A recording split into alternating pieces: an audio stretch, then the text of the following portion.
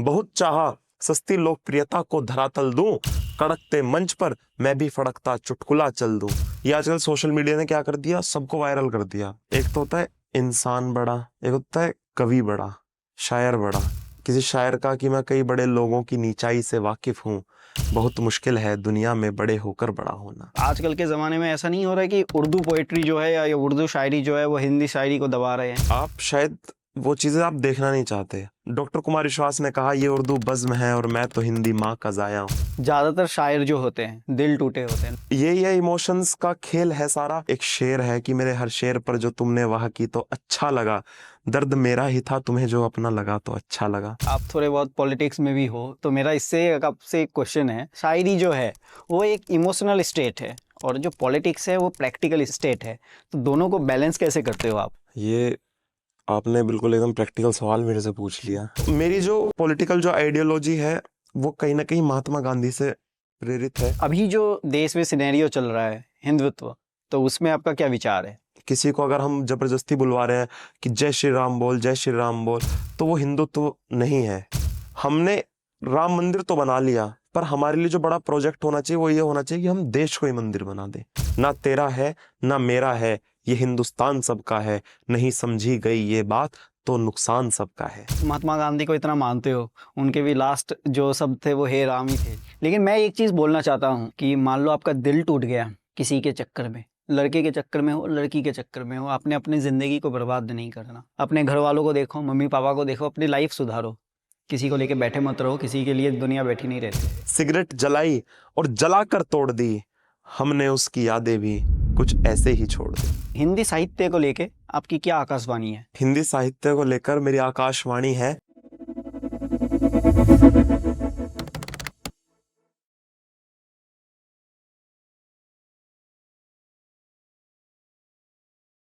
तो हरित भाई कैसे हो आप?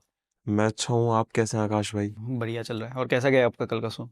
कल का शो बहुत अच्छा गया और हमें तो बहुत मुश्किल लग रहा था, क्योंकि आजकल लोग शायरी कौन पैसे सुन के मतलब पैसे दे के कौन शायरी सुनने आता है। हमारे लिए तो एक चैलेंजिंग था, लेकिन हमने सक्सेसफुली अपना वो किया कार्यक्रम। कितना ऑडियंस था? 450 की सीटिंग कैपेसिटी थी, हमने 350 टिकट्स बेच दी। बढ़िया है। नहीं, बहुत लोग आते हैं। नहीं मतलब शायरी सुनने के लिए कौन, हर कोई ये समझता है कि शायरी सुनना और पैसे देके, तो लोग इग्नोर करते हैं हमें। तो बल्कि आप देखें तो बाहर जैसे हम मेलों में पढ़ते हैं या कहीं भी कवि सम्मेलन मुशायरा होता है, तो वहां पर लोग फ्री में नहीं जाते, तो पैसे देके जाना तो बहुत बड़ी बात है। पर हाँ, धीरे धीरे ट्रेंड्स चेंज हो रहे हैं या वो प्रोफेशनलिज्म आ रहा है शायरी में, जो कि अच्छी बात है। कल इवेंट से वो चीज़ हमें पता चली। तो बेसिकली आप कहाँ से बिलोंग करते हो? मेरा जो नेटिव बर्थ प्लेस है वो है मेरा बागपत, यहीं दिल्ली एनसीआर में, दिल्ली से 40 किलोमीटर दूर नॉर्थ में। बड़ौत से हूँ मैं वैसे, अच्छा। कासिमपुर खेड़ी गांव है बड़ौत में।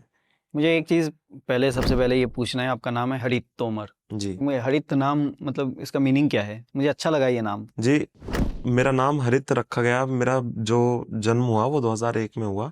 तो उस टाइम एक वेस्टर्न यूपी को हरित प्रदेश, जहाँ से मैं हूँ, हरित प्रदेश बनाने का एक आंदोलन चल रहा था। तो उस टाइम मेरे जो चाचा थे वो चौधरी अजीत सिंह उस आंदोलन को लीड कर रहे थे, जो कि आज चौधरी अजीत सिंह नहीं है। तो वो लीड कर रहे थे, तब उन्होंने उन बताया कि हाँ चलो, चाचा मेरा लड़का हुआ है, तो उन्होंने बताया हाँ लड़का हुआ है तो चलो लड़के का नाम हरित रखो, हरित प्रदेश के आंदोलन से हरित रखो नाम। तो ऐसे मेरा नाम रखा तो गया। मतलब इसका कोई मीनिंग नहीं है? मीनिंग है, हरित मतलब हरा भरा, ग्रीनरी। अच्छा।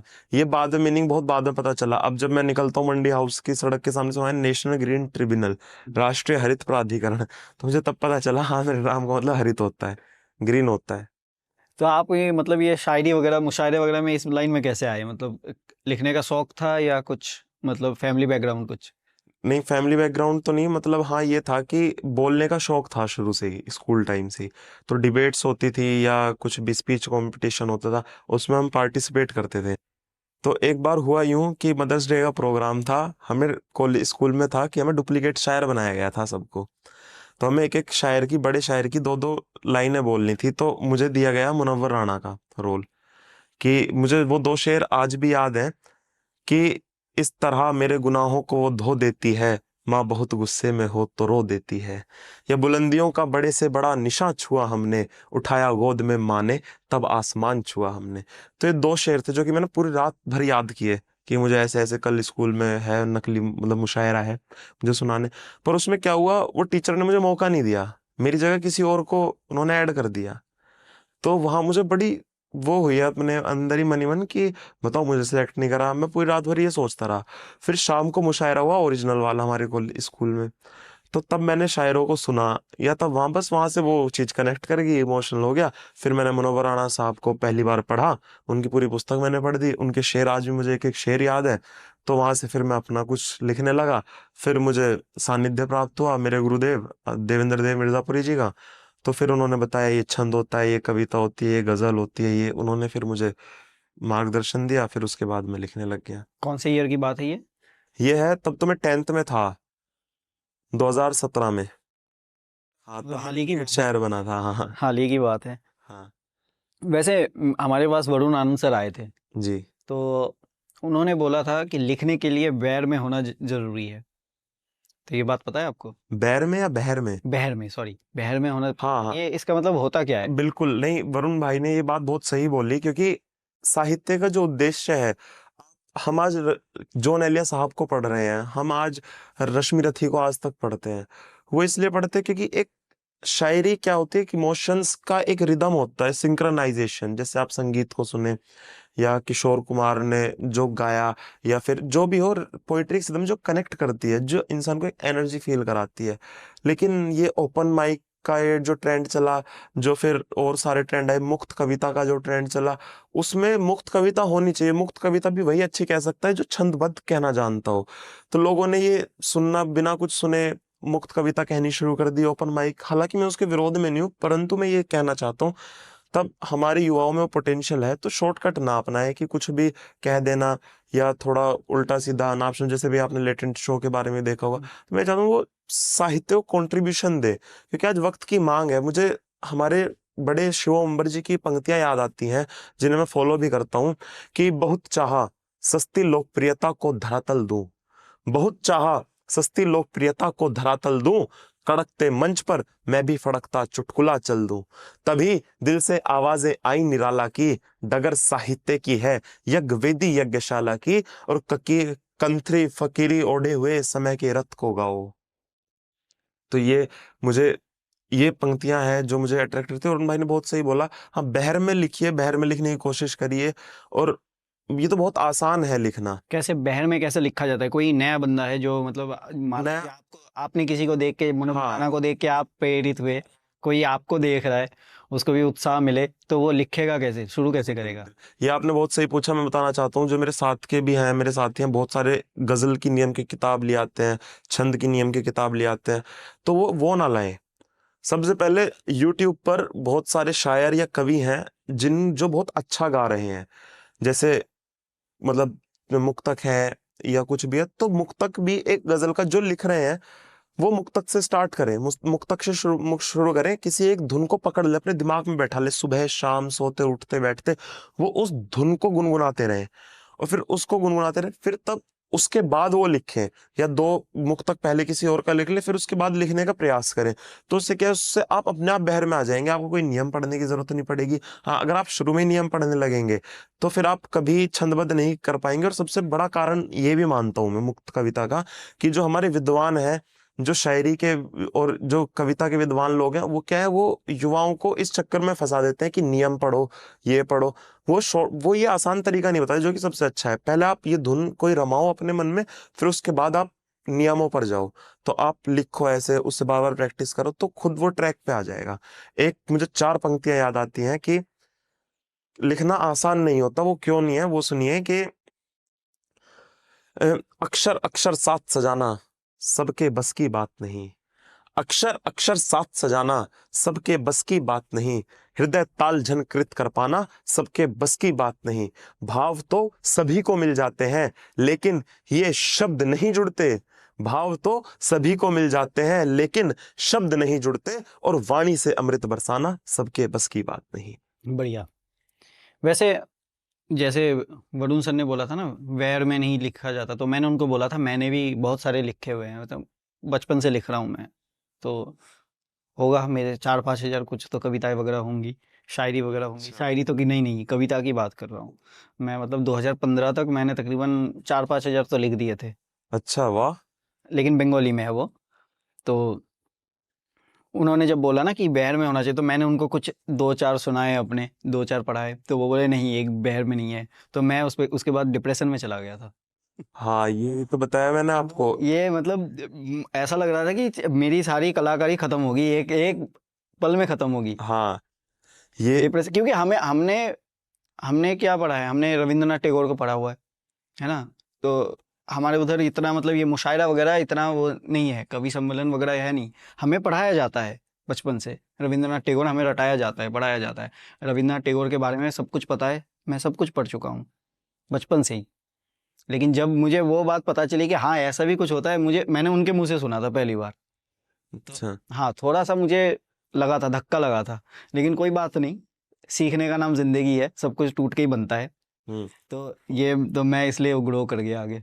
अच्छा, ठीक है। यही गलती हो जाती है अक्सर हमारे सभी साथियों से कि वो ऐसे एकदम डिमोटिवेट ना हो। अब ना उसमें से भी ढूंढने की कोशिश करें क्या लिखा जा चुका है, तो भाव है तो कभी भी आ सकते हैं, कभी भी चले जाते हैं।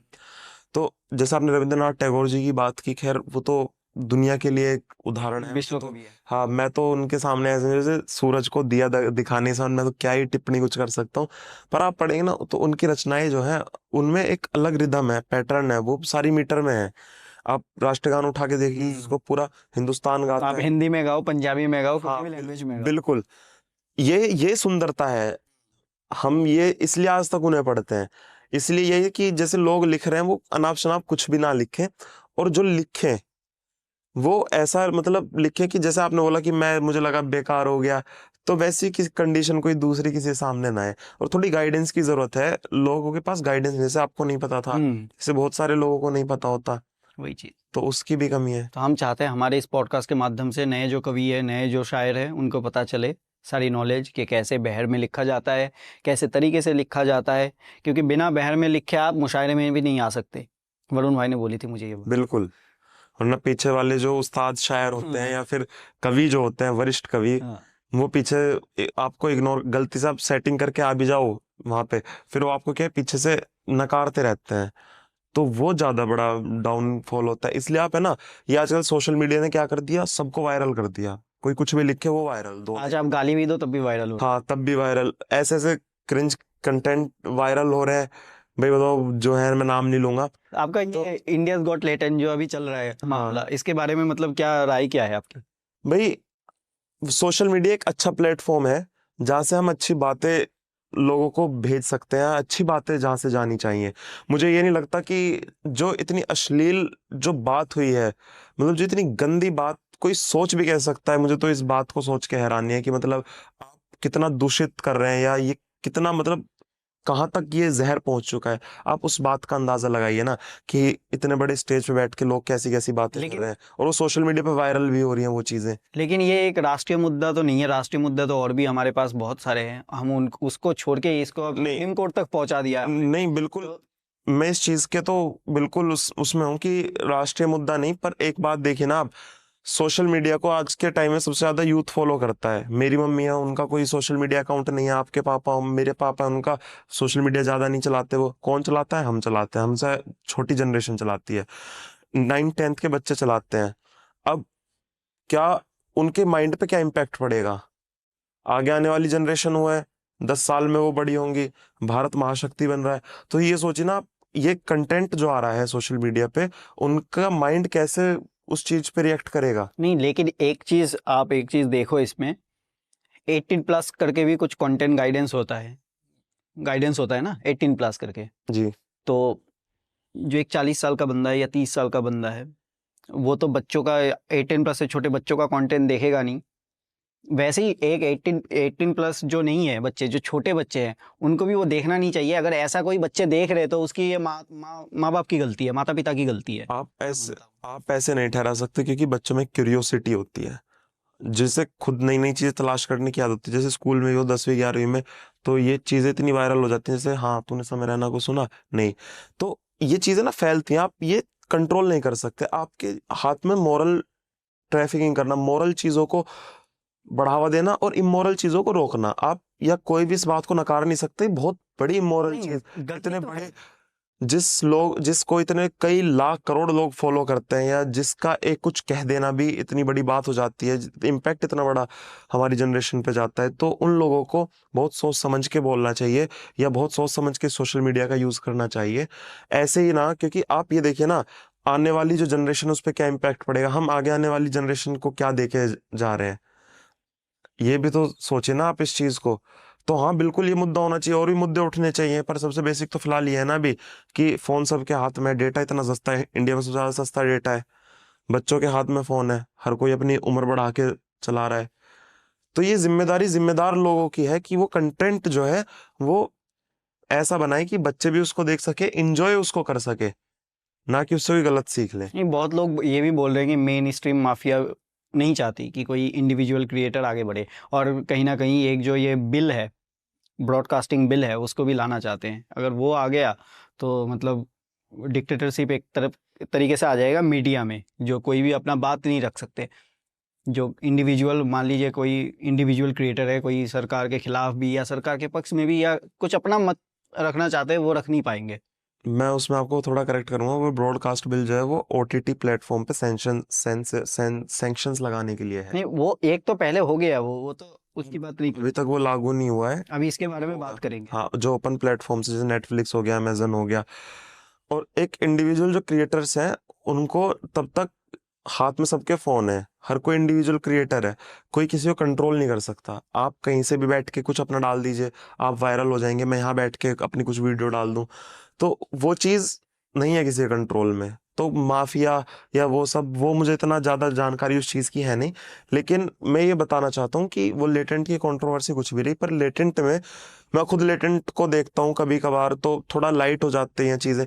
पर वो जो कंट्रोवर्सी थी, जो बियर बाइसेप्स जैसे जिम्मेदार आदमी ने जो चीज बोली ना, वो कहीं ना कहीं मुझे अपने आप सोचने में मजबूर करती है कि बताओ क्या हो रहा है आजकल। कोई आम बंदा, हाँ, नॉर्मल बंदा बोलता तो इतना मतलब इम्पैक्ट वही नहीं होता शायद, लेकिन क्योंकि इमेज का ऑडियंस है, हम्म इतने सारे लोगों के माइंड पे क्या इम्पैक्ट पड़ता है, तो वो चीज मुझे थोड़ी सी खराब लग, ये चीज़ है। थोड़ी सी या पूरी खराब है। आपका कल जो शो था उसमें अजहर इकबाल सब आए थे, तो जी, मतलब कैसे इंसान है वो? मैं जैसे, एक दो चीज होती हैं कि एक तो होता है इंसान बड़ा, हम्म, एक होता है कवि बड़ा, शायर बड़ा।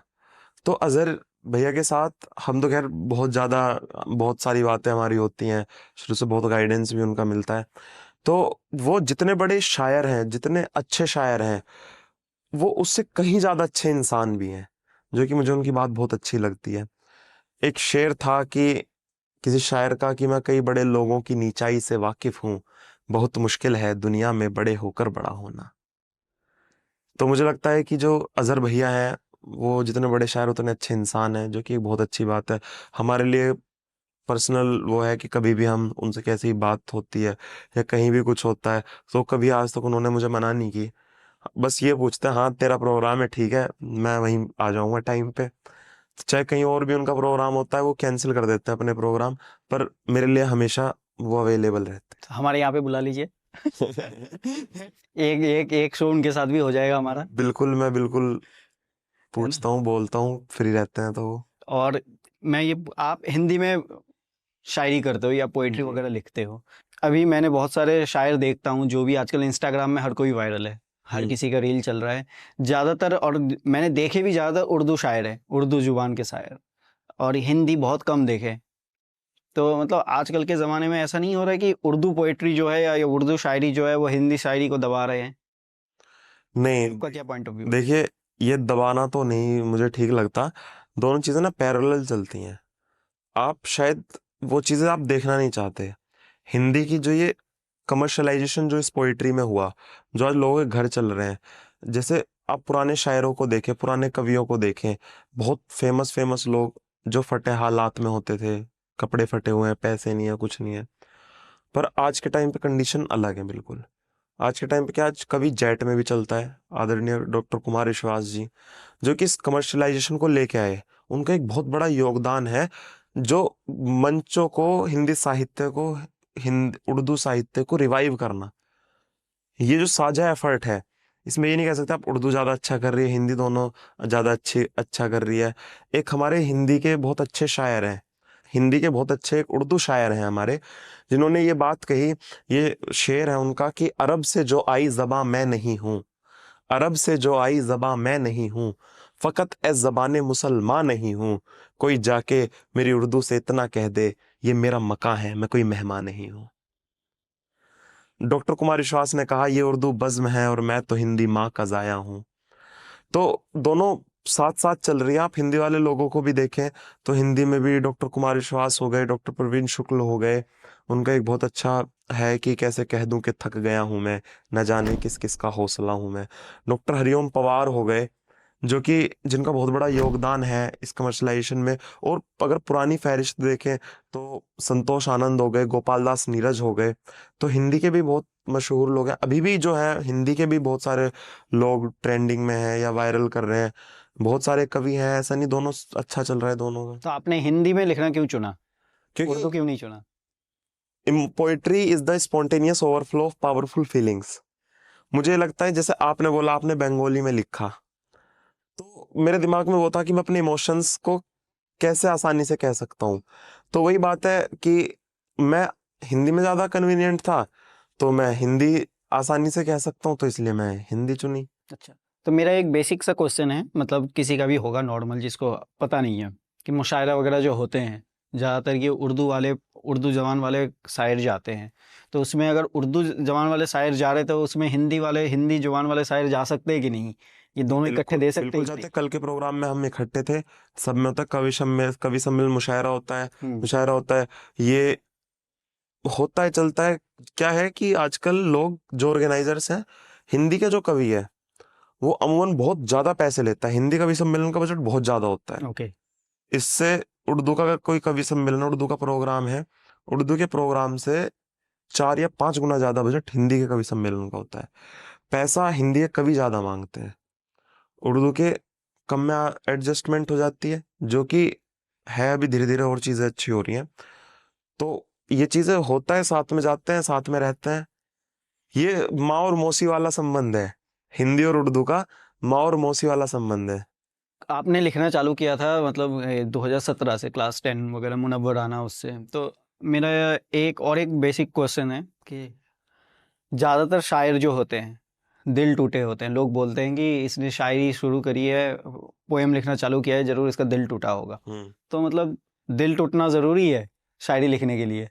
हाँ, वो मैंने बताया ना आपको, spontaneous overflow of powerful feelings. तब मैं एक 10वीं क्लास में, तो बच्चे ही होते हैं, तो वो कहीं ना कहीं मैं मुझे मौका नहीं मिला वो शेर कहने का, वो शेर सुनने का, पूरी रात रिहर्सल करने के बाद, तो दिल तो मेरा वहां भी टूटा ना, हाँ। इमोशंस तो मेरे वहां भी ब्रेक हुए ना। तो यही है, इमोशंस का खेल है सारा। फिर धीरे धीरे जैसे जैसे चीजें ग्रो करती जाती हैं, लोग मिलते जाते हैं, कि मेरे एक शेर है कि मेरे हर शेर पर जो तुमने वाह की तो अच्छा लगा, दर्द मेरा ही था तुम्हें जो अपना लगा तो अच्छा लगा। तो इस तरह से लोग कनेक्ट करते जाते हैं। ये दर्द किसी भी तरह का हो सकता है, जैसे मैं वीरस पे भी लिखता हूँ, तो जो माँ का बेटे के साथ संवाद हो सकता है, वो कैसे हो सकता है। या अगर मैं प्रेमिका के लिए लिखूं, तो वो मेरा उस प्रेमिका से कैसे मेरा संवाद होगा, या बहन का भाई से कैसे संवाद होगा, या पिता का बेटे से कैसे संवाद होगा। मेरा एक गीत है, तो उसमें वो संवाद है, तो वो भी एक मोहब्बत का रूप होता है, वो भी दिल टूटने की के कारण ही आप लिख सकते हैं। हाँ, इमोशंस हैं, इमोशंस तब आएंगे आदमी तभी लिखेगा। मेरे गीत की पंक्तियां हैं, तब एक मैं, हमारे शहर में एक शहीद हुआ, एक थे वो सेना में शहीद हुए, तो तब उनका कार्य वो चल रहा था, वो आए सेना के झंडे में तिरंगे से लिपट कर आए, तो पूरे एक जो करुण, पूरे एक शोक में व्याकुल था सभी, पूरा हमारा इलाका। तो वहाँ मैंने वो चीज़, एक संवाद लिखा कि जो वो जवान बेटे की जो अर्थी जब आंगन में आती है, 21-22 साल का, माँ के जो सपने होते हैं, पत्नी के जो सपने होते हैं, बहन जो सोचती है भाई के बारे में, पिता जो सोचता है कि हाँ चलो अब आधा घर बन गया, पूरा घर बन जाएगा, बेटे की सरकारी नौकरी लग गई, पर वो 21 साल का बेटा सरहद पर शहीद हो जाता है हमारे लिए। तो मैंने उसका वो लिखा कि अब नम हुई है आंख इस मंजर को देखकर, अब नम हुई है आंख इस मंजर को देखकर, घोपा जो सियासत ने उस खंजर को देखकर। पीड़ा भी माँ की चीख बहन की बुला रही, पीड़ा भी माँ की चीख बहन की बुला रही। सिंदूर मांग का मिटा बिंदिया रुला रही, उम्मीद पिता की भी आज थक के सो गई। आकाश भी रोने लगा धरती भी रो गई, आकाश भी रोने लगा धरती भी रो गई। तो बढ़िया है। इस तरह से जो संवाद होता है वही है, दिल टूटना जरूरी होता है शायरी के लिए। प्यार मोहब्बत। प्यार मोहब्बत होती है। अगर मैं अपने देश से मोहब्बत करता हूँ, देश से प्यार करता हूँ, वो भी तो मेरे लिए प्यार मोहब्बत है। या आप उसको कि मैं लिखता था जब मैं शुरुआती दौर में आया, मैं डॉक्टर हरिओम पवार जी से बहुत प्रभावित हुआ। तो मैं मंच पे अक्सर एक बात कहा करता था, देशभक्ति के गीत तो मुझे लोग अक्सर कहा करते थे तेरी उम्र तो प्यार मोहब्बत करने की है, प्यार मोहब्बत के तराने गाने की उम्र है, कहाँ देशभक्ति के चक्कर में पड़ गया। तो मैं इस तरह से जवाब दिया करता था कि संभाल कर ये तराने हिंद के दिल में रखता हूँ, कि संभाल कर ये तराने हिंद के दिल में रखता हूँ। आग है इस लहू में तभी गीतों में अंगार लिखता हूँ, और कहीं किसी की जुल्फों से नहीं उलझी जवानी मेरी अभी, जो खेले खून की होली सरहद पार मैं उसी को श्रृंगार लिखता हूँ। तो जो प्राइमरी स्टेज था मेरा वो ये था।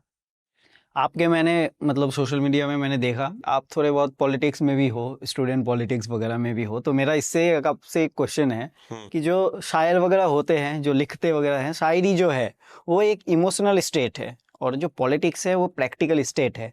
तो दोनों को बैलेंस कैसे करते हो आप? क्योंकि मैं सोचता हूँ कि जो शायर है, हाँ आप अगर छोड़ दीजिए कुमार विश्वास जी को, अटल बिहारी वाजपेयी को छोड़ दीजिए, तो मतलब मैंने ऐसे कोई शायर वगैरह देखे नहीं है पॉलिटिक्स में, या हो भी सकते हैं या उतना उभर के नहीं आए। तो मतलब दोनों को आप कैसे मैनेज करते हो? ये आपने बिल्कुल एकदम प्रैक्टिकल सवाल मेरे से पूछ लिया। बैलेंस का देखिए क्या है कि जो अगर हम पोइट्री पॉलिटिक्स दोनों पी हैं, पी से शुरू होते हैं। पोइट्री में अगर आप बात करें, पोइट्री इमोशंस का खेल है। आपको यहाँ पे किसी की जस्टिफिकेशन की जरूरत नहीं होती, किसी के जजमेंट की जरूरत नहीं होती, किसी की आपको परवाह नहीं होती। आप कुछ भी कह सकते हैं, कुछ भी सुन सकते हैं।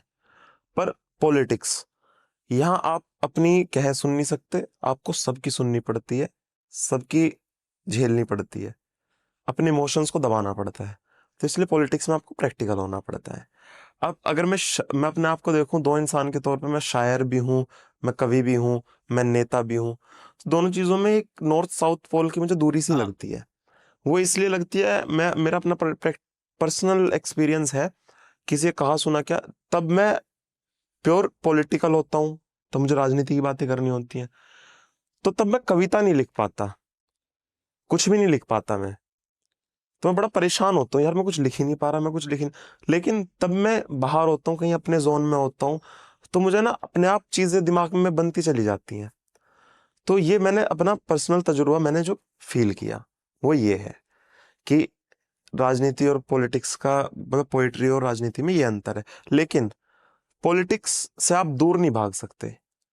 अगर आपको जीवन में कुछ अच्छा, कि पर्सनल इज पॉलिटिकल, एक बहुत महान व्यक्ति ने ये सिद्धांत दिया है, पर्सनल इज पॉलिटिकल। तो हर चीज जीवन में कुछ सब चीजें पॉलिटिकल हैं। आप अच्छे से रिलेट कर सकते हो, अगर आप शायरी करते हो तो पोइट्री से बहुत अच्छे से। बहुत सारे शायरों ने राजनीति के ऊपर बहुत सारी बातें कही, कि सियासत का, एक शायर की मुझे पंक्तियां याद आती हैं कि सियासत का नशा सिमतों के जादू तोड़ देती है, हवा उड़ते हुए पंछियों के बाजू तोड़ देती है, और सियासी भेड़ियों थोड़ी गैरत जरूरी थी, तवायफ तक किसी मौके पे घुंघरू तोड़ देती है। तो देखिए हमारे साहित्यकारों ने किस तरह दिखाया राजनीति को।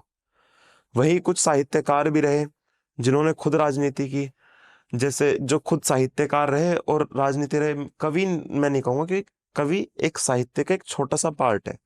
साहित्य में सारी चीजें आ जाती हैं, पद गद दोनों चीजें आती हैं। तो बहुत सारे ऐसे साहित्यकार रहे, जैसे आदरणीय अटल बिहारी वाजपेयी तो सब जानते ही हैं।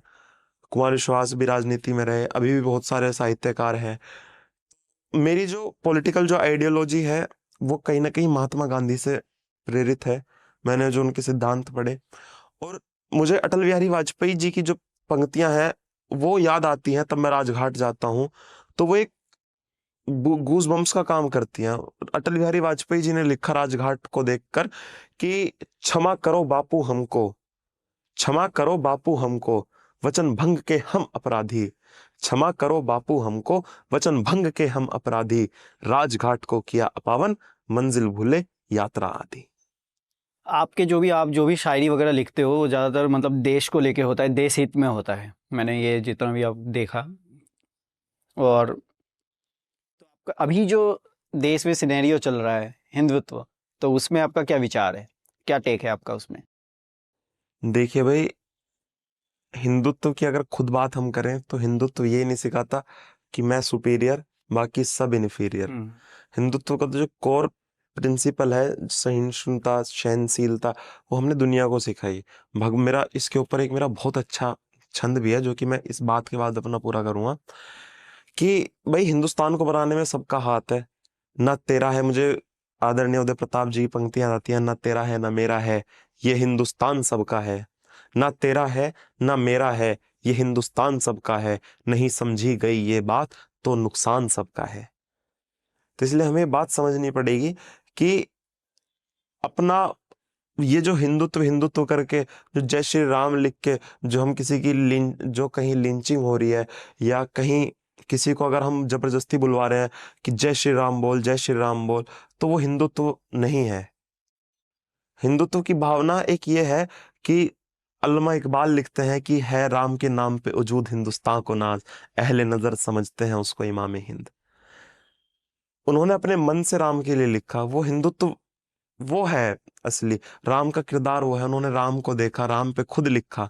तो इससे बड़ी विजय और हमारे लिए, हम आज क्या कर रहे हैं, कुछ लोग क्या कर रहे हैं, समाज में पॉल्यूशन का काम कर रहे हैं, वो जबरदस्ती लोगों को उकसा रहे हैं।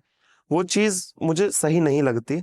हमने राम मंदिर तो बना लिया, पर हमारे लिए जो बड़ा प्रोजेक्ट होना चाहिए वो ये होना चाहिए कि हम देश को ही मंदिर बना दें। तो मेरा एक छंद है जो मैंने लिखा कि राम है क्या, राम मिलते कैसे हैं, कि बदलने लगा है भारती का मानचित्र आज, कि आखिर देश में हम कहां से कहां तक आ गए, कि बदलने लगा है भारती का मानचित्र आज, वीरों वाले भी तो है संस्कार नहीं मिलते। बदलने लगा है भारती का मानचित्र आज, वीरों वाले भी तो है संस्कार नहीं मिलते। और उलझी है वासना के जाल में जवानियां तो, उलझी है वासना के जाल में जवानियां तो, भगत के जैसे किरदार नहीं मिलते। और सुग्रीव जटायु जान की बने प्रमाण यहाँ, बिना तप किए प्रभु राम नहीं मिलते।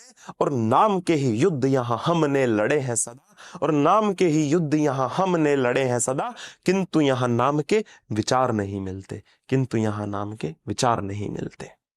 बढ़िया। अभी एक मूवी आ रही है, बहुत चर्चित में भी है, छावा करके, जिसमें एक कोट है कि हिंदुत्व स्वराज है, यही भगवान की इच्छा है। अभी उन पे बोला गया है कि कैसे आक्रांताओं के विरुद्ध शिवाजी महाराज लड़े थे, संभाजी महाराज लड़े थे। तो उसको लेके क्या टेक है, उस मूवी को लेके आप देखने जाएंगे? पहली बात तो ये, उन लोगों का शायद भगवान के साथ सीधा कम्युनिकेशन होगा, फोन पे बात करते होंगे, उन्होंने बताया होगा, मुझे ऐसा नहीं लगता। मैं आपको एक चीज, बेसिक चीज बताऊं, बहुत जितने भी युद्ध हुए उस टाइम पर, आदरणीय छत्रपति शिवाजी महाराज हमारे पूजनीय हैं, हमारे सुपर हीरो हैं। तो उस समय जो भी युद्ध हुए, वो युद्ध धर्म के आधार पर थे ही नहीं। वो हिंदुत्व, वो तो अगर अगर खुद को प्राउड हिंदू बोलते थे। चीज बताइए, हाँ प्राउड हिंदू है। प्राउड हिंदू वो है जो अपनी घर की रक्षा, अपनी टेरिटरी की रक्षा के लिए अपना कुछ भी सर्वस्व बलिदान कर देगा। मैं हिंदू हूँ, मेरा दायित्व ये बनता है कि अगर कोई मेरे घर में है तो वो सुरक्षित रहे, उसकी सुरक्षा करना मेरी जिम्मेदारी है। मैं उसकी सुरक्षा के लिए अपनी जान दे दूंगा।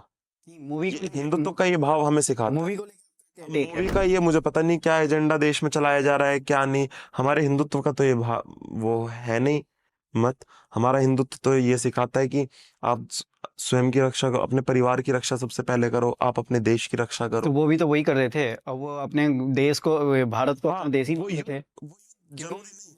क्रांतिकारी थे ना। इस चीज को देखिए, आप उस युद्ध को हिंदू वर्सेस मुसलमान मत करिए। अकबर की जो सेना का पति था वो हिंदू था, और जो राणा महाराणा प्रताप का जो सेनापति था वो मुस्लिम था। तो आप किस आधार पर फिर कह सकते हैं कि जो उस समय जो युद्ध हुए वो हिंदू वर्सेस मुस्लिम थे? वो हिंदू वर्सेस मुस्लिम नहीं थे, वो युद्ध थे पर्सनल पॉलिटिकल इंटरेस्ट के। लेकिन आप फिर भी देखो ना कि ये तो मुगल तो बाहर से ही आए थे। हाँ, मुगल बाहर से आए थे, परंतु मैं ये कहना चाहूंगा कि इस चीज को आधार बनाकर औरंगजेब ने जैसे मूवी में हमें दिखाया गया या हमने उसके बाद पढ़ा, क्योंकि मैं अगर बोलूं, अगर मैं अपना पर्सनल एक्सपीरियंस बोलूं, बचपन से हमें मुगलों के बारे में पढ़ाया गया है। हिस्ट्री में मैं पढ़ा हूँ सब कुछ, पानीपत का युद्ध कहाँ पे क्या हुआ, बाबर कब आया था, कैसे वो भारत में जीता, क्योंकि उसके पास एडवांस टेक्नोलॉजी था जो भारत के पास नहीं था। ये सब कुछ पढ़ाया गया है। लेकिन हमें जो ये हमारे राजा जैसे छत्रपति शिवाजी महाराज हो गए, संभाजी हो गए, इनके बारे में हमें कोई पढ़ाया नहीं गया। तो जैसे उस मूवी में भी बोला गया है कि छत्रपति संभाजी महाराज को जब पकड़ लिया गया तो उनको 3 हफ्ते तक टॉर्चर किया गया। जब उन्होंने मतलब कभी जुबान काटे गए, कभी हाथ काटे गए, कभी नाखून काटे गए, तो जब वो बोला कि कन्वर्ट हो जा, वो कन्वर्ट नहीं हुए, तब जाके उनको मारा गया। तो मतलब कन्वर्ट होने के ऊपर उनको मारा गया था। तो वो बोले थे मुसलमान हो जा, तो वो छत्रपति संभाजी महाराज बोलते तू अपनी बेटी भी दे देगा तब भी मैं कन्वर्ट नहीं होऊंगा, तो तब जाके उनको मारा गया। तो कहीं ना कहीं वो तो है। बिल्कुल। पर एक चीज देखिए, मूवी के बारे में मुझे पता नहीं होता, तो मैं जिस चीज के बारे में नहीं हाँ पता हूँ, अर्ध ज्ञान हानिकारक होता है, मैं उसके बारे में कुछ कमेंट नहीं करूंगा। नहीं, देखूंगा। मैं जैसे और दूसरी चीजें मैं बता हिंदी साहित्य के बारे में पढ़ते हो ना, तो मुझे लगा कि आपको शायद वो इतिहास पता होगा जैसे हमें पता नहीं है। वो मुझे इतिहास पता है, पर मैं अभी थोड़ा सा उस पहले पिक्चर को देखूंगा, फिर उसके बाद आपको मैं वो इतिहास बताऊंगा। अच्छा। तो अभी मुझे जिक्र करना ठीक नहीं होगा मेरा। पर मैं आपको एक चीज बताऊं, अगर विदेशी आक्रांताओं की जो चीज मुझे खराब लगी, वो ये लगी, हिंदुस्तान की ऐसा तो है नहीं कि इतनी कमी यहाँ थी। मुझे ये लगता है कि जो नहीं होना चाहिए था, जो चीज हुई, जो खराब हुई, आजकल कुमार विश्वास भी कोट कर रहे हैं उस चीज को, ने विवाद जो करा या विवाद जो हुआ, वो तब भी कुछ ऐसे लोग थे जो भड़काते थे, आज भी ऐसे लोग हैं। इसमें किसी का भला नहीं होगा लड़ाई झगड़े में। वही चीज है, मैं मानता हूँ एक चीज जो मैं सबसे कमी मानता हूँ विदेशी इन लोगों की, मुगलों ने हमारे ऊपर शासन किया, ये किया, जो इतिहास है वो सभी को पता है। पर मुझे ये चीज सबसे ज्यादा खराब लगती है कि जो मंदिर थे, उन्होंने मंदिरों को तोड़कर वहां मस्जिदें बनवाई। ये नहीं होना था हमारे इतिहास में, ये एक बहुत बड़ी गलती है। और हाँ, एक चीज मैं हमेशा कहता हूं कि आप एक चीज देखिए, हमने आजादी पा ली, आजादी के बाद, क्योंकि कवि स्वतंत्र होता है, कुछ भी कह सकता है, आजादी के बाद हमें 70 वर्ष लगे अपने आप को ये बताने में, हमारे देश में हमारे आराध्य भगवान श्री राम, हमें उनका मंदिर बनाने के लिए इतनी बड़ी लड़ाई लड़नी पड़ी, कोर्ट के दरवाजे खटखटाने पड़े। आप सोचिए ना क्या स्थितियां रही होंगी। भगवान राम तंबू में रहे, जो कि हमारे प्रेरणा स्रोत है, जिन्होंने हमें सब कुछ, मतलब ज्ञान की बातें हम सीखते हैं रामायण से कि हमें अपना व्यवहार कैसा रखना चाहिए, हमें आचरण कैसा रखना चाहिए। पर हमारे देश में ये स्थितियां थी। तो मैंने लिखा, तब भी मैंने लिखा गीत, तब 2019 में ये फैसला आया। माहौल क्या था देश में, कैसे हम राम की बात करते थे कि राम लला के वंशज हैं हम, राम लला के वंशज हैं हम, इतनी बात बता दी है, राम लला के वंशज हैं हम, इतनी बात बता दी है, फिर भी मंदिर की खातिर क्यों देश बना फरियादी है, फिर भी मंदिर की खातिर क्यों देश बना फरियादी है। और भावों में डूबा अति गहरा पार नहीं हो पाता हूं, भावों में डूबा अति गहरा पार नहीं हो पाता हूं, जज्बातों को कैसे रोकूं मैं उनमें खो जाता हूं, जज्बातों को कैसे रोकूं मैं उनमें खो जाता हूं। रोती है थमी तुलिका करे अश्रु बरसात कहीं, डर जाता हूं कहने से मैं आज राम की बात कहीं, डर जाता हूं कहने से मैं आज राम की बात कहीं। समझ नहीं पाया हूं अब तक यह कैसी आजादी है, समझ नहीं पाया हूं अब तक यह कैसी आजादी है, फिर भी मंदिर की खातिर क्यों देश बना फरियादी है, फिर भी मंदिर की खातिर क्यों देश बना फरियादी है। क्यों डरते हैं हम, कैसा है डर कहने को तैयार नहीं, क्यों डरते हैं, कैसा है डर कहने को तैयार नहीं, अपनी बात नहीं कह पाए इतने भी लाचार नहीं, बिगड़ा है परिवेश यहाँ तो आज राम के देश में, जाने लोग यहाँ फिरते हैं कैसे कैसे वेश में। और देश धर्म की अमिट कहानी राम शक्ति बुनियादी है, देश धर्म की अमिट कहानी राम शक्ति बुनियादी है, राम लला के वंशज हैं हम इतनी बात बता दी है, राम लला के वंशज हैं हम इतनी बात बता दी है। फिर तब फैसला मंदिर के लिए आया। ये जिम्मेदारी भी एक कवि की होती है कि उसको संदेश क्या देना है। तब मैंने क्या लिखा आखिरी बंद कि जीत हुई शुचि भावों की, पावनता के भाव जगे, जीत हुई शुचि भावों की, पावनता के भाव जगे, राम नाम के पावन रस में आज हमारे भाव पगे। राम नाम के पावन रस में आज हमारे भाव पगे, और बैर भावना खत्म करें सब, बीज प्यार के बोने हैं।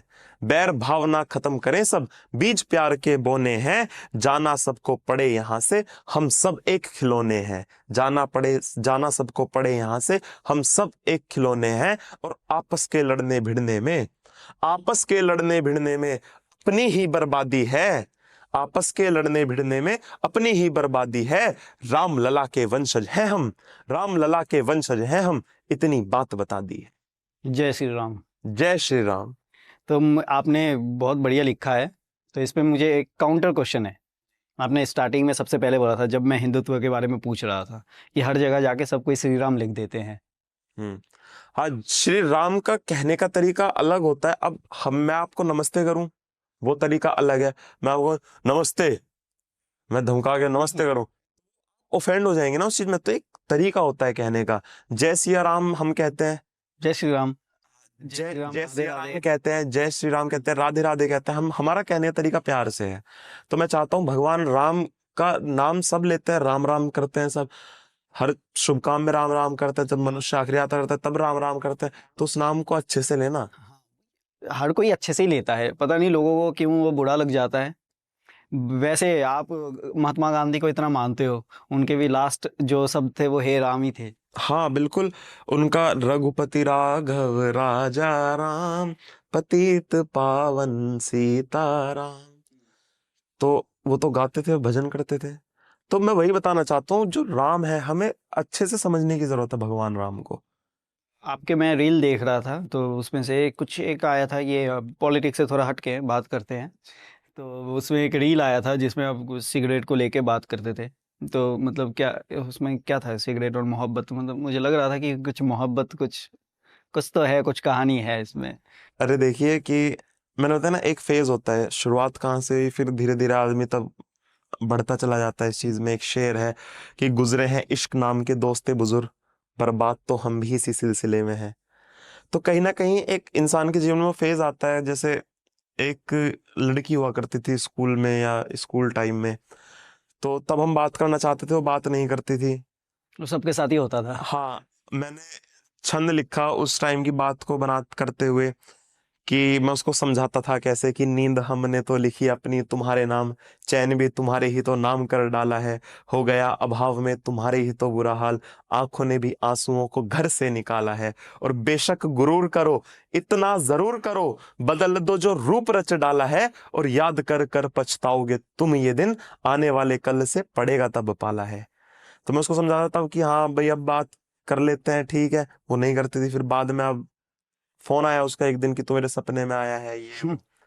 तो तब मैंने एक शेर लिखा कि वो इस बोलते तरह, हैं, तेरे सपने में ही आऊंगा, घर में नहीं आऊंगा। हाँ नहीं, वो शेर मैंने लिखा क्योंकि शायरिक इमोशंस की बात तो कहीं ना कहीं रह जाती है, कि इस तरह बनकर कई सवालों का जवाब मैं आया हूँ, कि इस तरह बनकर कई सवालों का जवाब मैं आया हूँ।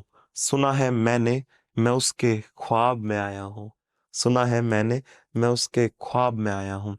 और बात जो आप सिगरेट की वो बात कर रहे थे, तो आखिर फिर मैंने बात कैसे छोड़ दी, कि जब कोई सिगरेट पीने वाला होता है, मेरे यार दोस्त हैं, तो उनको जलाने के बाद उनसे सिगरेट नहीं छोड़ी जाती। तो मैंने एक बार उससे छीन के तोड़ दी, तो तब उसे बड़ा दुख हुआ, गुस्से में आया। तो मुझे वो इमोशन मैंने पकड़ा, तब मैंने लिखा सिगरेट पर कि जिस तरह, आखिर मैंने उस लड़की से बात कैसे छोड़ दी, वो मेरे लिए भी शायद इतना मुश्किल रहा होगा, कि जिस तरह सिगरेट जलाई, जिस तरह सिगरेट जलाई और जलाकर तोड़ दी, कि जिस तरह सिगरेट जलाई और जलाकर तोड़ दी, हमने उसकी यादें भी कुछ ऐसे ही छोड़ दी। हमने उसकी यादें भी कुछ ऐसे ही छोड़ दी। और एक शेर और मेरा था कि मुझे जीवन में अपने रिग्रेट रहेगा, वो क्या है कि खुद से लड़कर भी मैं खड़ा हो गया, कि खुद से लड़कर भी मैं खड़ा हो गया, तेरे बिना गिरा पड़ा हो गया, कि तेरे बिना गिरा पड़ा हो गया। और मलाल मुझको रहेगा हमेशा यही, मलाल मुझको रहेगा हमेशा यही, कि मैं उस लड़की बिना बड़ा हो गया। मैं उस लड़की के बिना। आपका आपका एक और शायर है जो तेरे बाद जो आई वो तेरे बाद भी है, वो एक बार सुना दो। अच्छा हाँ, वो ये होता है ना, अक्सर आपने भी फील किया होगा, हाँ, ये मुझे वो बहुत बढ़िया है लगा, ना, कि मैंने वो किसी को भेजा भी वो। अच्छा तो हाँ, आप ही लोगों की मोहब्बतें हैं।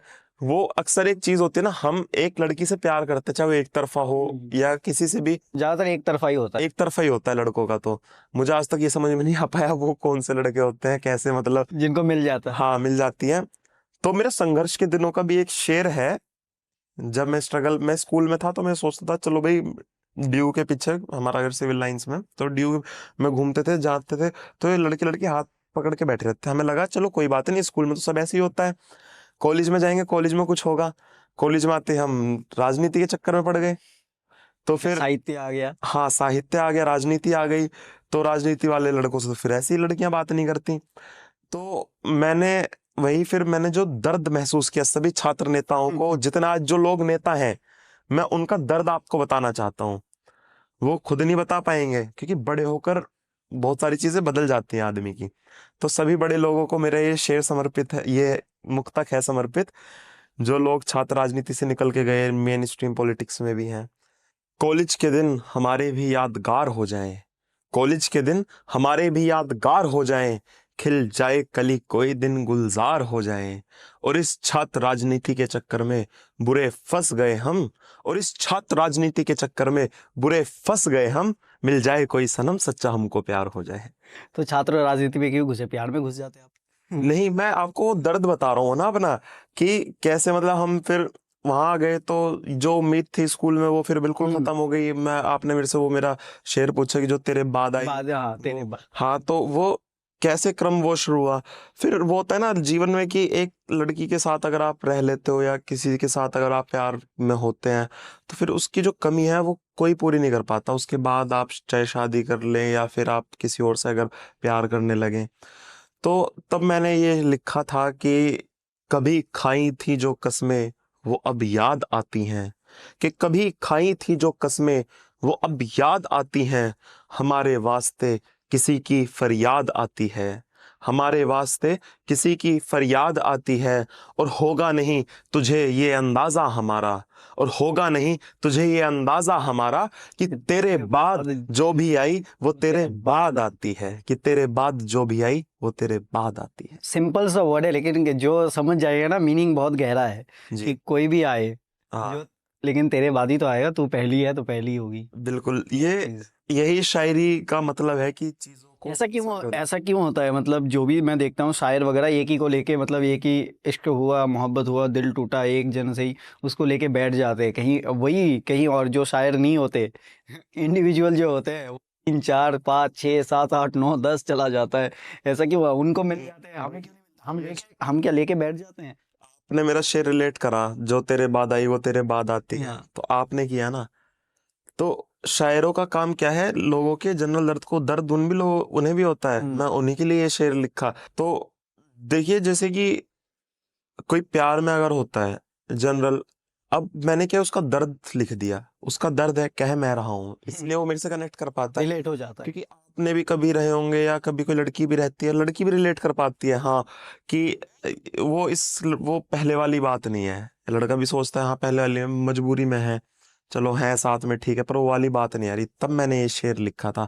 और गजल है क्या या शेर जो भी मैं लिख रहा हूँ या कह रहे हैं, एक शेर है कि मैं तो गजल सुना निदा फाजली, तो मैं माफी चाहूंगा, बड़े शायर का शेर है कि मैं गजल सुना के अकेला खड़ा रहा, लोग अपने चाहने वालों में खो गए। तो डीप चीज वही है कि डीप। हाँ, जो हम कह रहे हैं वो उससे सामने वाला आदमी कैसे रिलेट करा। जैसे आपने करा कि जो तेरे बाद आई वो तेरे बाद आती है, हर कोई रिलेट करेगा, मैं नहीं, अगर ऑडियंस भी सुनेंगे ना ये, बिल्कुल, हर क्योंकि कोई हर relate- कोई जीवन में इस चीज से हर किसी के, मैं लिख के दे सकता हूँ, हर किसी के में है कि कोई भी आ जाए, जो एक से मोहब्बत होता है ना, वो हर किसी से नहीं हो पाता। हाँ बिल्कुल सही। और गजल है क्या या शायरी कविता है क्या, कि भाव उसके लिखे तो गजल हो गई। भाव, मेरा शेर है ये, भाव उसके लिखे तो गजल हो गई, एक सूरत सी दिल में अचल हो गई। ऐसे आई वो सपने में मेरे थी कल, उस घड़ी दिल की धड़कन विकल हो गई। मेरा है कि ये है क्या, मैं क्या कह रहा हूँ लोगों से, कि जो है वो मैं अपने सारे राज दे रहा हूँ तुम्हें, मैं शायरी कह रहा हूँ पर मैं उसके थ्रू अपने राज दे रहा हूँ कि लो एक राज देता हूँ, लो एक राज देता हूँ, मैं अपना ताज देता हूँ, लो एक राज देता हूँ, मैं अपना ताज देता हूँ, कभी तो सुन ले वो शायद, कि कभी तो सुन ले वो शायद मुसलसल आवाज देता हूँ, कभी तो सुन ले वो शायद मुसलसल आवाज देता हूँ। मैंने भी कुछ ऐसे लिखा था, मतलब मैंने ऐसे लिखा था, क्या कोई उसे मेरे लिए बुला दोगे, कहना मैं इंतजार में हूँ, इंतजार में कई जमानों से, क्या कोई उसे मेरे लिए बुला दोगे। वाह। मतलब बहुत लंबी पोयम है, मतलब तो यही सब होता है, मैं क्या है, मैं तो उसे अपनी ये जो है मैं तो उसको आवाज देना उसको बता रहा हूँ कि हाँ देख, वो है दिनेश रघुवंशी जी की 4 पंक्तियां कि बताऊं कि यहाँ सब लोग कहते हैं कि किसकी खातिर गीत लिखता हूँ, यहाँ सब लोग कहते हैं कि किसकी खातिर गीत लिखता हूँ, बताऊं तुम्हें कैसे कि मैं उसकी खातिर गीत लिखता हूँ, और मेरे गीतों की शोहरत दूर तक पहुंची भी तो क्या पहुंची, पता उसको नहीं मैं जिसकी खातिर गीत लिखता हूँ, पता उसको नहीं मैं जिसकी खातिर गीत लिखता हूँ। तो ये मसले हैं शायरी में, ये बात इस पे डिटेल में बात करने बैठूं ना, पूरी रात खत्म हाँ हो जाए, बिल्कुल। इतने सारे हैं। एक चीज़ ये तो हो गया, एक चीज़ मुझे ये पूछना है आपसे कि आजकल बहुत सारे फीमेल्स जो कविताएं मतलब शायर है, फीमेल भी आ रही है इस शायरी में, तो मेल और फीमेल में क्या डिफरेंस देखते हो आप शायरी में या पोइट्री में। हाँ देखिए, जो पोइट्री है वो इस फीलिंग्स की बात है, आदमी कैसे लिखता है या एक महिला कैसे उसको लिखती है। जैसे हमारे सामने है अंजुम रहबर जी, उनका शेर है कि मैंने ये सोचकर दे दिया दिल उसे, दिल किसी का दुखाना नहीं चाहिए। जॉन एलिया साहब लिखते हैं कि क्या जिंदगी किस तरह बशर होगी, दिल दिल नहीं नहीं लग लग रहा रहा मोहब्बत मोहब्बत में। में, है ना। और तो ये एक अंतर देख, उनका और एक भी है कि क्या वो, क्या पूरे दुनिया में बस एक ही, मुझे अभी शायरी याद नहीं आ रहा, वो उनका शायद ये है कि क्या एक ही वो शख्स था, समथिंग कुछ ऐसा था हाँ। कुछ। तो वही तो मैंने भी तो ये बात कही, जो तेरे बाद आई वो तेरे बाद आती है। तो घुमा फिरा कर वही, अब देखिए लड़कों और लड़कियों में क्या शायरी में अंतर है। अब जैसे वरुण भाई हैं, वरुण आनंद, उन्होंने लिखा कि तुझको छूकर किसी और की चाह रखे, लानत है और हैरत है ऐसे हाथों पर। अब वही मैं क्या लिखता हूँ, मैंने क्या लिखा, लड़कों की जो एक इमोशन होता है आप उसको पकड़िए। मैंने लिखा कि प्यार करता हूं भरपूर, आदत से मजबूर, प्यार करता हूं भरपूर, आदत से मजबूर, कभी कभी याद दूसरी भी आ जाती है ना। जो बेसिक लड़के का थॉट है वो ये भी तो हो सकता है। तो इसलिए शायरी आपको कई तरह से एक चीज को सोचने के लिए मजबूर करती है। आप एक तरफ ऐसे भी सोच सकते हैं कि हैरत है और लानत है ऐसे हाथों पर, एक तरफ आप ये भी सोच सकते हैं कि लड़का है वो सोचेगा, सोचता है लड़का। तो वही बात है। जैसे मैंने भी लिखा है, मुझे खास करके ना कॉस्टली चीज़ें पसंद नहीं, तो मैंने कुछ ऐसे लिखा है कि मुझे कीमती चीज़ें पसंद नहीं और तुम कीमती हो, मैं हार जाऊंगा हर वो जंग अगर तुम्हारी मेरे अपनों में गिनती हो। वाह। तो मैंने ऐसे करके लिखा हुआ बहुत आपने भी मतलब, आपका भी कहीं ना कहीं मुझे तो ऐसे लग रहा है। है। दिल टूटा आशिक हाँ है, बहुत कुछ है। अब बोलने जाऊंगा तो मतलब विवाद हो जाएगा, लेकिन मैं एक चीज़ बोलना चाहता हूँ पर्सनल एक्सपीरियंस से, कि मान लो आपका दिल टूट गया किसी के चक्कर में, लड़के के चक्कर में हो, लड़की के चक्कर में हो, आपने अपनी ज़िंदगी को बर्बाद नहीं करना। मैं इस उम्र में आके रिग्रेट नहीं करता हूँ, मतलब मुझे और अच्छा लगता है कि तब जो हुआ वो अच्छा हुआ। मतलब जो ना मिली ना मिले कोई बात नहीं, आगे हमारे लिए कुछ अच्छा लिखा हुआ है। उसके लिए ज़िंदगी को बर्बाद मत करो, अपने अपने घर वालों को देखो, मम्मी पापा को देखो, अपनी लाइफ सुधारो, किसी को लेके बैठे मत रहो, किसी के लिए दुनिया बैठी नहीं रहती। जैसे कि भाई आपने बोला ना कि एक इंसान के पीछे सब कुछ बर्बाद कर लेना, बहुत सारी घटनाएं ऐसी होती हैं कि आजकल देखिए आपकी, अगर किसी को प्रेमी का प्रेमी नहीं मिलते तो सुसाइड कर लेते हैं। उसको लड़के को ये समझ में नहीं आता कि उसकी जान की क्या कीमत है। तब मैं अपनी युवा पीढ़ी को ये बताना चाहता हूँ, कुमार विश्वास जी की ये 4 पंक्तियां हैं कि सदा तो शूल के हाथों ही परचम नहीं होता, सदा तो शूल के हाथों ही परचम नहीं होता, खुशी के घर में भी बोलो कभी क्या गम नहीं होता, सदा तो शूल के हाथों ही परचम नहीं होता, खुशी के घर में भी बोलो कभी क्या गम नहीं होता। और फकत एक आदमी के वास्ते जग छोड़ने वालों, फकत एक आदमी के वास्ते जग छोड़ने वालों, उस आदमी से ये जमाना कम नहीं होता, उस आदमी से ये जमाना कम नहीं होता। मैं भी सुना दूं एक? हाँ। मैंने किस कॉन्टेक्स्ट में लिखा था वो बता देता हूँ। कोई एक लड़की थी जो पसंद करती थी मुझे, लेकिन मैंने उसको मना कर दिया। फिर क्या हुआ, मेरे लिए उस उसकी फीलिंग मर गई, अच्छा। ठीक है ना। और वो भी मुझे धीरे धीरे भूलने लगी। लेकिन फिर क्या हुआ, मुझे उससे प्यार होने लगा। तो फिर मैंने जब उसको अप्रोच किया तो आगे से क्या रिप्लाई आया वो मैं बताता हूँ। आकाश, मैं भी रोई, तूने देखे नहीं आंसू, तेरी खुशी के लिए कहा तुझे जा तू, माफ किया तुझे अब सजा भी क्या दूं, खेल थी मैं और था मेरा जान तू, अकेली थी मैं रोई भी मैं, तू नहीं सोता अब तब ना सोई थी मैं, तेरे साथ कितने सपने बोई थी मैं, तुझे नहीं पता कितना रोई थी मैं, तूने प्यार नहीं किया था बिछाया एक जाल, कल मेरे थे आंखें आज तेरे आंखें लाल, तू जिस्म का भूखा मैंने किए नहीं सवाल, अब मत बता मुझे क्या है तेरा हाल, कल मैंने हाथ जोड़े आज तू हाथ जोड़, देख कैसा लगता है रोके बिना किए शोर, आखिर तक मैंने भी थामे रखा था ये डोर, तूने ही काटा था ना होके मुझसे बोर, याद कर। वाह यार, आपने बहुत अच्छा लिख रखा है, आप भी अच्छा लिखते हैं। तो वही चीज़ है, मतलब ये बहुत लड़कियां, जो लड़कियां मतलब बोल नहीं पाती, उन लड़कियों के लिए है कि मैं उन लड़कियों के बिहाफ पे ये लिखा हुआ था। नहीं, अच्छा है, आपने बिल्कुल सही वही भावना। क्योंकि मैंने वो एक ना मेरा गाना था उसके ऊपर लिखा था, तो वो गाना ऐसे शुरू होता है कि आंखें इतना रोए मेरे लाल हुए आंसू, तो उसी पे तो मेरे आंखें लाल हो रहे, तो लड़की सुन के बोल रही है तो मैं भी तो रोई थी तेरे लिए, मेरे भी तो आंखें लाल हुए थे, तब तो तूने देखे नहीं, अब मैं क्यों देखूं। तो ये चीज़ है, तो आप जैसा करोगे वैसा भरोगे, बिल्कुल। ये सीन है। तो अब इससे हटके मैं आपसे बात करना चाहता हूँ आपकी किताब के बारे में, जी। सूर्यपुत्र कर्ण। जी। तो इसके बारे में मुझे बताइए। जी, मैंने पुस्तक लिखी है, शायद मेरी पुस्तक यहाँ भी रखी है, मैं एक बार दिखाना चाहता हूँ कैमरे में, एक बार इसको निकाल के। हाँ। चलिए। हाँ। तो ये मेरी पुस्तक है सूर्यपुत्र कर्ण, ये मैं आकाश भाई को आज मैं भेंट कर रहा हूँ कि वो पढ़ें। थैंक यू हाँ। इसके लिए। तो ये मेरी पुस्तक है सूर्यपुत्र कर्ण, ये मैंने हिंदी में सबसे कम उम्र में खंड काव्य लिखा है, और ये मैंने लॉकडाउन के दौरान लिखा।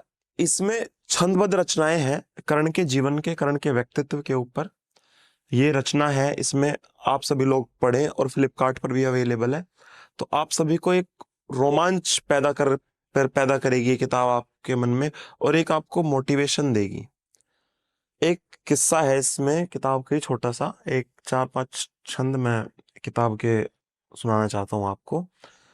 एक सर्ग लिया है मैंने, उसका एक छोटा सा व्यक्तित्व, कि जब महाभारत का युद्ध चल रहा होता है तो सेनापति जो थे भी पितामह भीष्म, वो शरशैया पर थे, और कर्ण जाते हैं तब, क्योंकि ये पैक्ट था उनका, ये समझौता था कि जब तक भीष्म पितामह युद्ध में रहेंगे मैदान में, तब तक कर्ण युद्ध में नहीं आएगा।